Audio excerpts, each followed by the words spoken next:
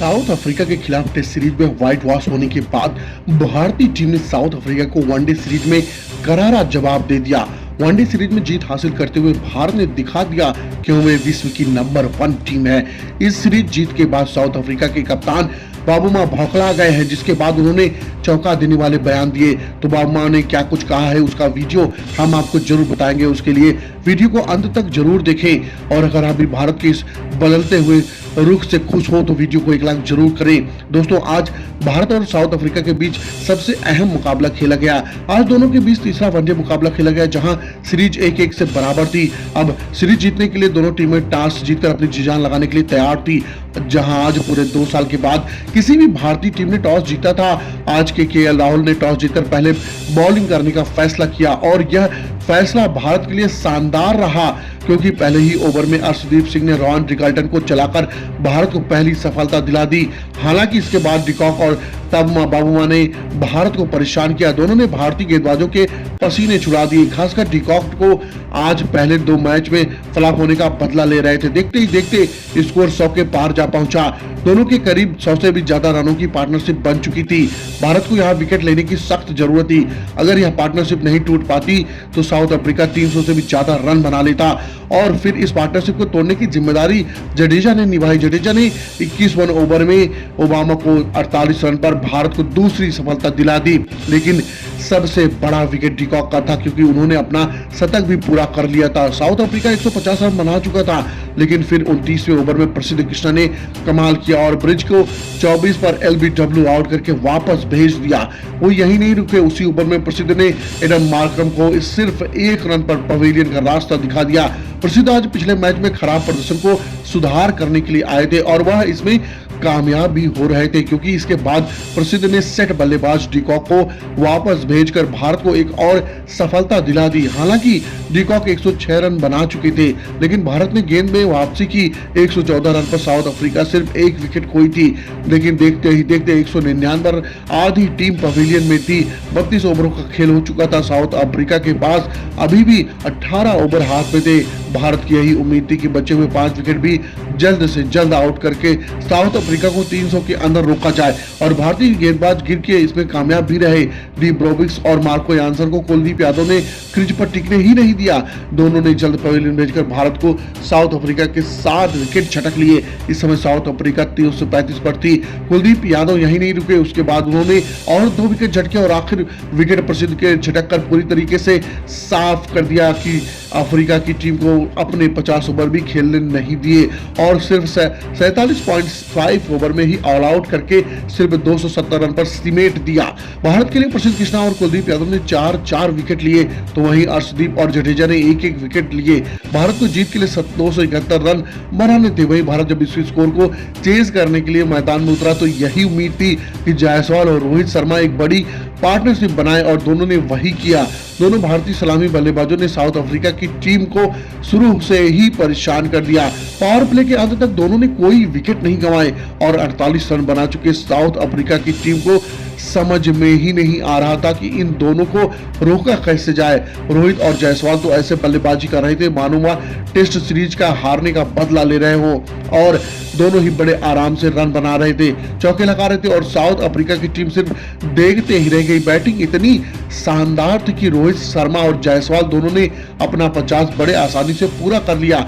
जहां रोहित ने सिर्फ 53 गेंदों में अपना 50 पूरा किया, तो वहीं जायसवाल ने 5 गेंदों में भारत का स्कोर 100 के पार पहुंचा दिया।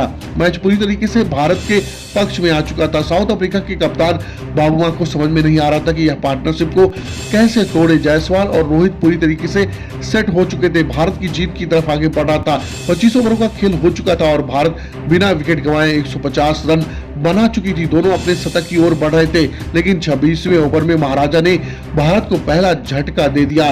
बड़ा शॉट खेलने के चक्कर में रोहित 75 रन बनाकर के महाराजा को अपना विकेट दे बैठते हैं और अपने शतक से चूक जाते हैं।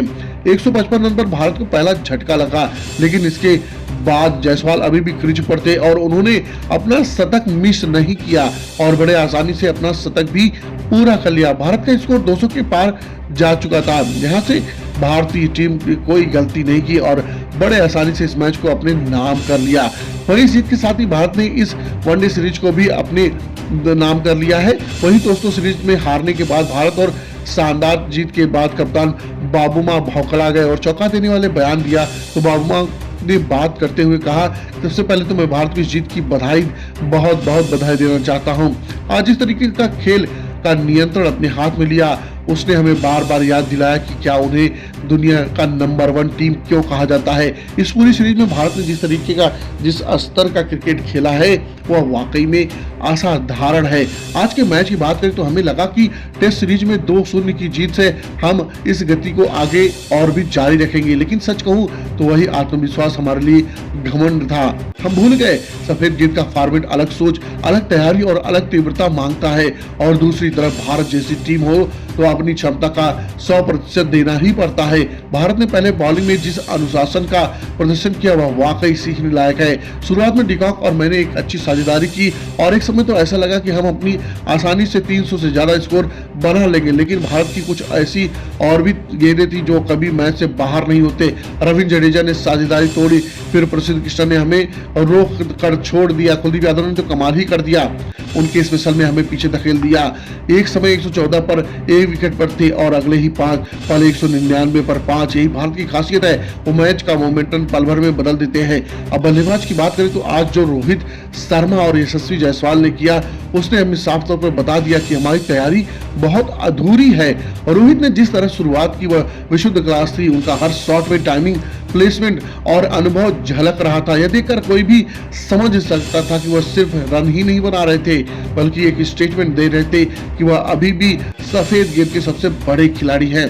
और यशस्वी जायसवाल का खेलना हमारे लिए और भी मुश्किल था। वह युवा है, तेज है, बेखौफ, और उसके अंदर भारतीय क्रिकेट का वह जुनून दिखता है जो किसी भी गेंदबाज को दबाव में डाल सकता है। वह शुरुआत से ही आत्मविश्वास में था और उसके शॉट्स देखकर हमें साफ हो गया था कि वह इस लड़के का भविष्य बेहद बड़ा है। और फिर आता है वह नाम जिसके बारे में जितना कहा जाए वह कम है, विराट कोहली। मैं साफ साफ कहूंगा कि हम विराट को हल्के में ले बैठे थे।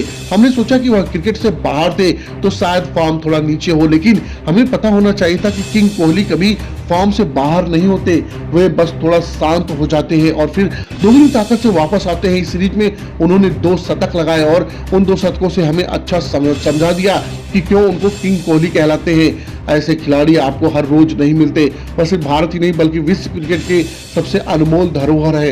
रोहित और विराट दोनों भी टीम के आने के बाद यह टीम बहुत खतरनाक बन गई है। हमने भारत की क्षमता के टेस्ट सीरीज के लिए नजरिए से तौला था, पर यह हमारी बहुत भारी भूल हो गई है। भारत जैसी टीम को बिना किसी सम्मान दिए जीतना तो दूर की बात है और असंभव भी है। हम इस हार से सीखेंगे।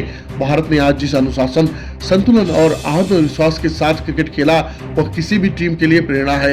एक बार फिर मैं कहूंगा हमने भारत को हल्के में लिया और यह पारी सबसे बड़ी गलती थी। रोहित, विराट और जायसवाल जैसे किसी भी दिन के खिलाड़ी अच्छे खेले मैच जीत सकते हैं। यह टीम नंबर 1 क्यों है आज यह पहली बार साबित कर दिया।